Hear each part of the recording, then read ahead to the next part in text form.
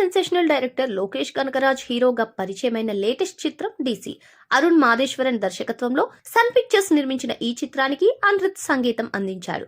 ఎలాంటి ప్రమోషన్లు ఆర్భాటాలు లేకుండా థియేటర్లోకి వచ్చిన ఈ సినిమా ప్రీమియర్స్ నుంచే అద్భుతమైన టాక్ సొంతం చేసుకుంది. తమిళనాడులోనే కాకుండా తెలుగు రాష్ట్రాల్లోనూ రెండో రోజు నుంచి మంచి వసూళ్లు సాధిస్తూ బాక్స్ ఆఫీస్ వద్ద నెమ్మదిగా పుంజుకుని విజయం వైపు దూసుకెళ్తుంది. అయితే ఈ కథలో మొదటి చాయిస్ లోకేష్ కనకరాజ్ కాదట.